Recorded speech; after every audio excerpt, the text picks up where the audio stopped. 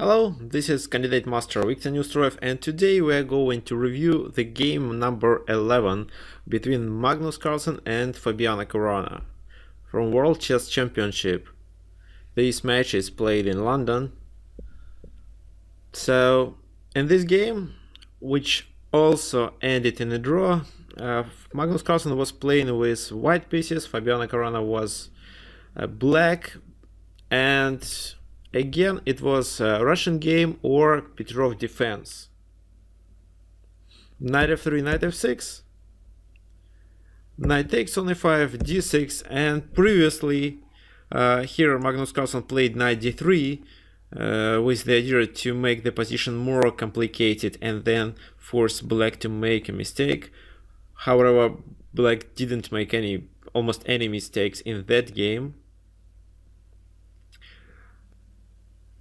But now in the game number 11 he decided just to go back as usual, as most grandmasters play. Knight e4, and then he played knight c3.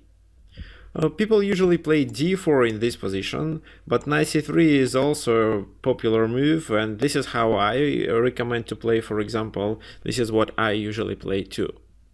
Knight takes on c3, d takes on c3, bishop e7, bishop e3. The idea here is to play queen d2 and to castle queenside. Previously, there was a game between Magnus Carlsen and Fabiano Caruana, and there Fabiano Caruana played knight to c6. Bishop c4, castle queen d2. Bishop f5, castle queenside, queen d7, king b1, rook e8, h4. This is a very typical way to start the attack on the king side for white in this type of the position. Bishop f8, h5, h6 to block the pawn, bishop e2, bishop g4, then white traded the bishops, then f4, attacking the knight, knight c4, queen d3. It's quite dangerous to take the pawn on g2 because it opens the g file, and currently it's impossible because the knight is hanging. So queen e4, and this position Fabiano Caruana forced the queen straight, but even without the queens the attack is quite strong. g4, knight e3, rook e1, and now he has to take on d3. Knight d5, and finally rook e to g1 with the idea to advance the pawn to g5, and here white is better, and later Magnus Carlsen won that game. Maybe that's why in the current game in London Fabiano Caruana didn't play knight c6.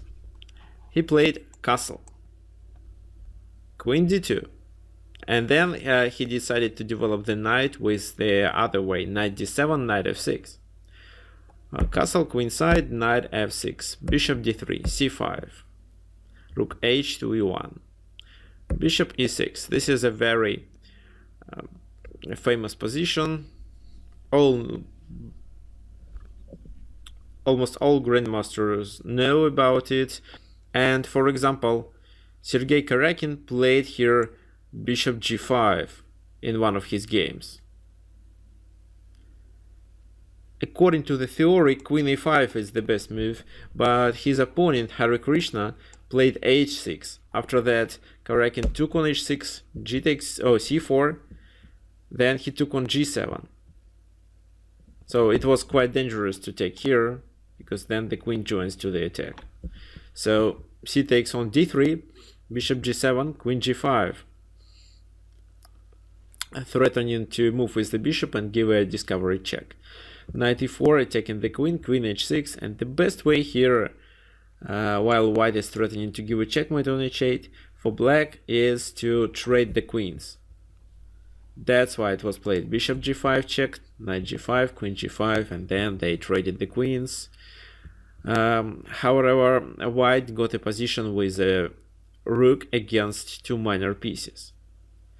D takes on c2, rook takes on d6, king takes f8, and here h4 to force the knight to go to the corner, knight to h7, then king c2. This position is much better for white, and that's why white won this game. So bishop g5 according to the theory, and h6 is a mistake. Queen a5 is the best move. Then a3. The pawn was hanging with him.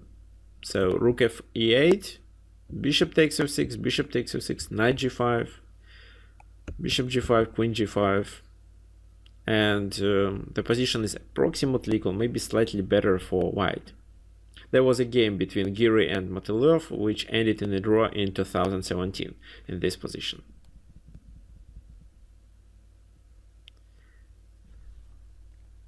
So, however, in this exact position, Magnus Carlsen played king to b1, which is a novelty. Of course, the idea of this move is not to protect the pawn on e2, because the pawn is not hanging. If, for example, bishop takes on a2, then b3 can be played, and the bishop will be trapped there. But king b1 may be kind of a prophylactics. Queen a5, c4. Maybe a3 also makes sense in this position, because the most powerful reaction here is b5. But actually b5 leads to a better position for white. Knight g5, rook a to b8, bishop f4, b4, c takes on b4, c takes on b4, and in this position the pawn on b4 is pinned, so white can take on e6. So looks like b5 is not the best choice. Maybe c4 is better. However, a3 wasn't played. White played c4 in this game, and queen takes on d2, bishop takes on d2, threatening to play knight g5. For example, one of the games it was played rook f to e8, knight g5, taking the bishop. Bishop d7, f3, bishop c6, a3, h6, knight e4, knight takes knight, bishop takes knight, bishop takes bishop, rook takes on e4. Then bishop f8, bishop f4, taking the pawn on d6. g5 attacking the bishop, bishop g3, f5, rook e1, king f7, king c1, rook e1. And then after a rook are traded, the position was drawn, and both sides agreed to a draw, because white can't penetrate to the center or to the queen side.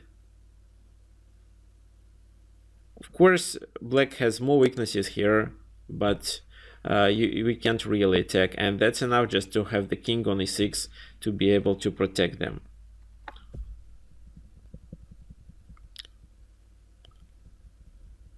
However, maybe Magnus Carlsen prepared something, and that's why here Fabiano Caruana decided to play h6, which is also a novelty in this position. Knight h4. If, for example, here knight g4, then knight g6, pawn takes, rook takes on e6, knight takes on f2, rook e1, knight d3, pawn takes on d3, and this position looks better for white. Of course, white is one pawn down, but you see he's going to win the pawn back. The bishop is under attack. At the same time, the pawns on d6 and g6 can be hanging. Oh, g6 is already hanging, so and d6 will be lost after the bishop moves. So here white has more initiative. That's why rook f to e8 in this position, still knight g6, and if pawn takes, then rook e6, and white gets a pair of bishops and a better pawn structure. If bishop d8 in this position, then knight e4. However, this continuation was also possible. Of course, after knight f4, white has some pressure, but definitely it's not enough to win the game. However, knight g4 was played in the game. Knight takes d7, rook takes d7, and bishop and rook to e2 to protect the pawn on f2. So if now knight takes on h2, then f3, and after rook h1, the knight is trapped.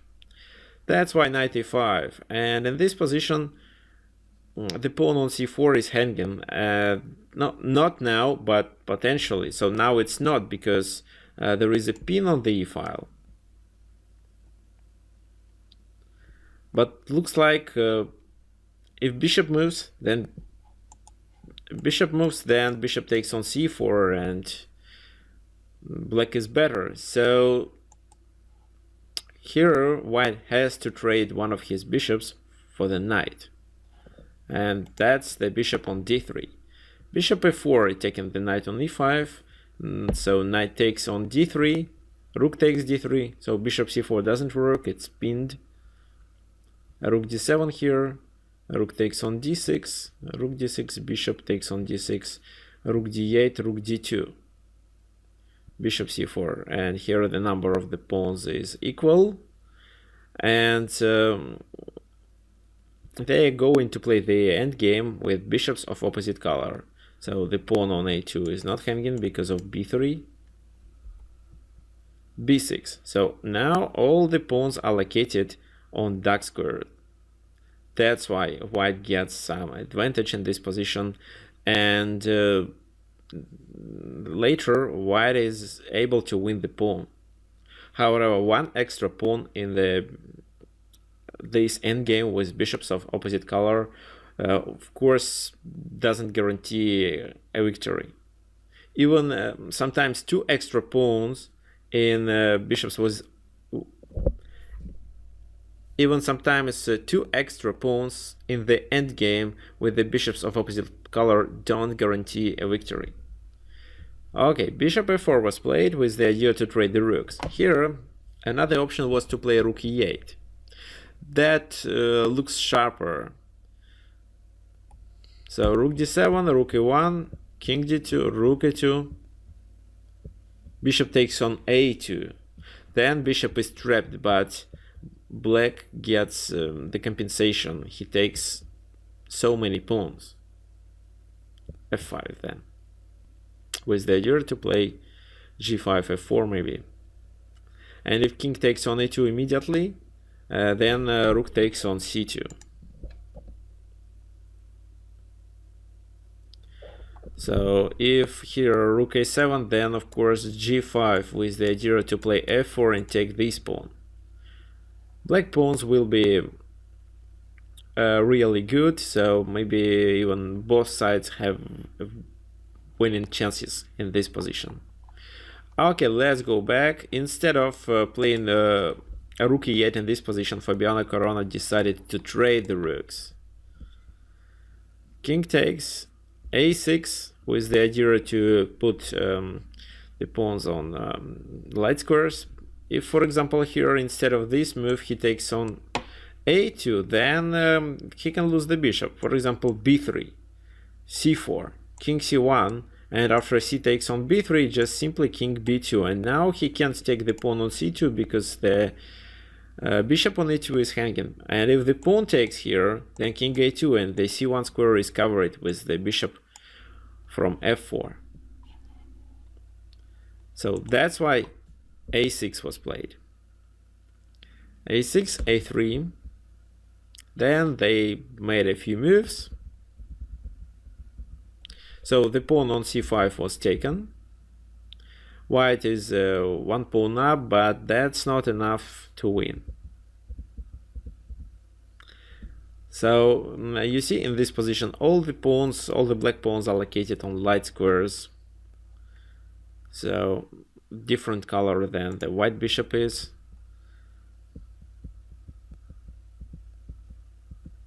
And actually there is no ideas how to win this position. However, Magnus Carlsen later created a few traps, but of course Fabiano Caruana noticed them and didn't get caught.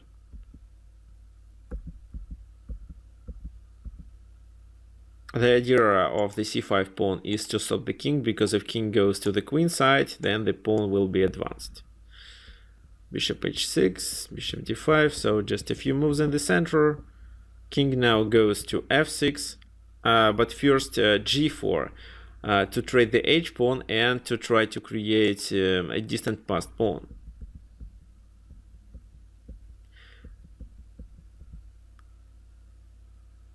Here they repeated the position, the bishop is on e2, and finally it was played f5 in this position. If now g takes on f5, then h5 and white wins. For example, bishop b1 and bishop f4, so the pawn is stopped and nothing can stop the h pawn. If instead of this move f4, then bishop takes f4, bishop b1, then king goes to f7, then g7, and then we promote the pawn. However, it might be a draw. Let's check. f4,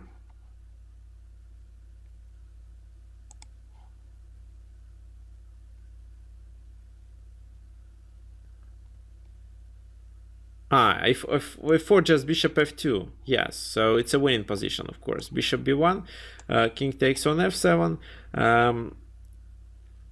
the black king has to stay here, because if he goes anywhere, then the pawn will be promoted. And white's winning plan is to play king g7, h6 and h7, and then black has to sacrifice his bishop for that pawn. Okay, let's go back. But of course Fabiano Caruana noticed this move and he played bishop b1. If now king takes on f7, then just bishop takes on f5. And black is still able to stop white pawns. If f takes on g6, what do you think? How to play in this position? Should you take with the pawn or with the bishop? Of course, with the pawn, because the idea is to stop this pawn. If you take with the bishop, here white can play king g5, h5, and then try to promote the pawn. Like this, and then h7. Okay, so bishop f2 was played. And just bishop c2. Why not to take the pawn on f5? For example, if now bishop takes on f5, then what do you think how white can play? If so, then white plays h5, and if pawn takes, then the bishop is lost. However, if the pawn doesn't take, then white continues with h6, h7 and so on. And of course, if pawn takes here, then h5 again, f4, then king takes on f7, king g7, and h6, h7. However, after bishop c2, they both agreed to a draw. So actually, there was no chance for white to win if black makes no mistakes. Thank you for your attention. Today we are going to see what will happen in the game number 12. I really doubt that it will be the final game, because I believe that the game number 12 will end in a draw too, and then we will see the tie break, at least for rapid games.